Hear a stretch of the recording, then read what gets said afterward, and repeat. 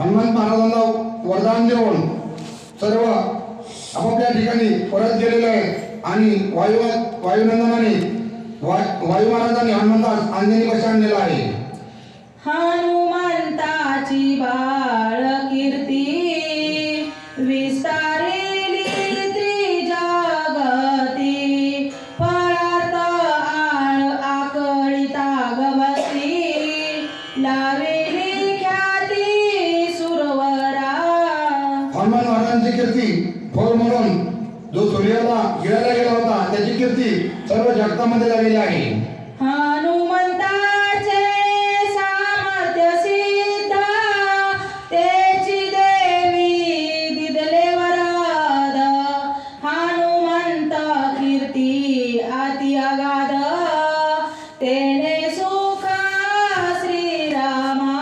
हनुमान महाराजांची कीर्ती हे एकदम आगाध अशी भली मोठी कीर्ती आहे त्यांची, त्याच्यामुळे प्रभू रामचंद्रांना सुद्धा सुख प्राप्त झालेलं आहे।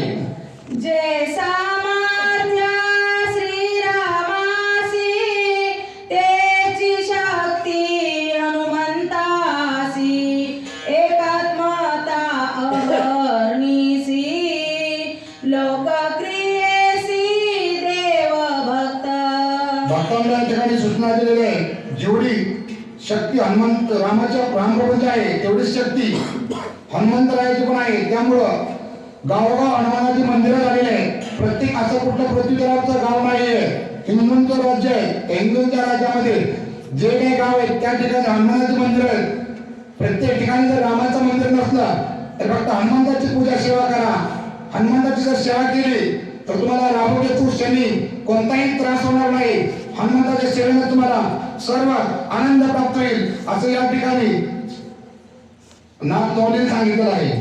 लोकक्रिया संग्रहार्थ श्रीरामदेव हनुमान भक्त तोची रामायणी ग्रंथ भक्त सामर्थ्य वायुपुत्री।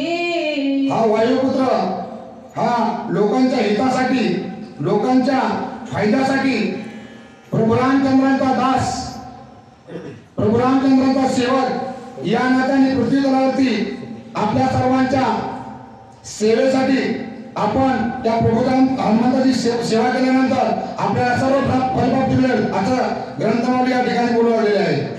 डोंगरी दावाकीची ख्याती घरच्या दीपातेची निज दीप्ती दोन्हीची एक दाहक शक्ती देवी देव भक्ती सामर्थ्य। एक देव आहे आणि एक भक्त आहे, दोघांची सेम अशी शक्ती आहे। त्यामुळं तुम्ही प्रभू रामचंद्रांची सेवा हनुमानची सेवा केल्यानंतर प्रभू रामचंद्रांची सेवा झाल्यासारखं आहे असं ग्रंथकर्ते या ठिकाणी बोलू लागलेले आहे। हनुमान असता माते प्रती अंगी होता अद्भुत शक्ती करिता बाळ भावे उद्धती ऋषी तोक्ती शापिला। आता या ठिकाणी हनुमान महाराज मातेच्या सानिध्यात असताना त्यांच्या अंगी अद्भुत शक्ती होती आणि त्या अद्भुत शक्तीच्या ठिकाणी कोणत्या तरी ऋषीने त्यांना शाप दिलेला आहे। त्या शापाचं वर्णन पुढे होईलच। गंगा तीरी ऋषींची वस्ती अवघे आश्रम उचलून हाती हनुमंत ठेवी दूर पर्वती जळण पावती स्नान पाना।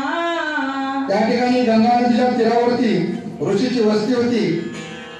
त्या ठिकाणी ऋषींचे आश्रम होते आणि ते ऋषी रोज त्या ठिकाणी त्या नदीमध्ये आंघोळीसाठी जात होते आणि त्या प्रभू रामचंद्राचे दास हनुमंतांनी ते